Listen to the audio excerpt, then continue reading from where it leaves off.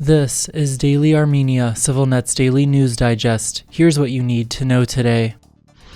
Prime Minister Nikol Pashinyan has said Armenia is prepared to sign a peace treaty with Azerbaijan in the coming months if agreements can be reached on mutual recognition of territorial integrity, border demarcation, transit route reopening, and prisoner exchanges. If those principles are reaffirmed, it will become very realistic to sign an agreement on peace and normalization of relations by the end of the year, Pashinyan said today in a major speech to the European Parliament. At the same time, Pashinyan warned Azerbaijan may be preparing to put forward territorial claims against Armenia and initiate a new act of military aggression, stressing the need for strong European Union support in peace talks.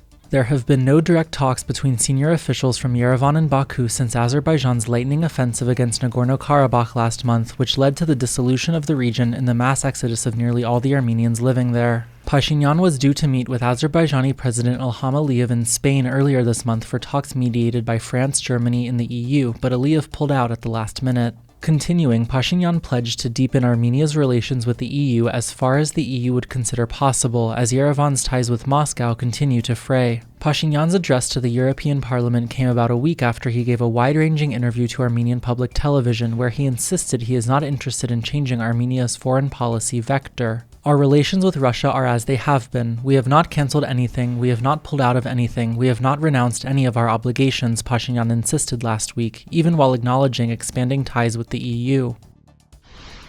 Across Nagorno-Karabakh, Russian peacekeepers continue dismantling their observation outposts after last month's ethnic cleansing of Armenians from the region. As of yesterday, the peacekeepers said they had demolished 16 temporary and 8 permanent observation posts across Nagorno-Karabakh. It was not immediately clear how many posts remain. The fate of the roughly 2,000 Russian peacekeepers stationed in Nagorno-Karabakh remains unclear. Despite the fact that the region has been almost entirely depopulated after Azerbaijan's offensive last month, a number of senior Russian officials, including Foreign Minister Sergei Lavrov, have since insisted there are reasons for the peacekeepers to stay. Russian President Vladimir Putin and Azerbaijani President Ilham Aliyev are understood to have spoken about the matter behind closed doors at a summit of former Soviet countries late last week in Kyrgyzstan. The peacekeepers were initially set to stay in Nagorno-Karabakh until November 2025. After keeping Nagorno-Karabakh under near total blockade for more than 9 months, Azerbaijan launched a lightning offensive against the region late last month that left hundreds dead on both sides. After fewer than 24 hours, the Nagorno-Karabakh government agreed in a Russia-brokered deal to disband its army and dissolve itself, sparking a mass exodus of more than 100,000 Armenians from the region.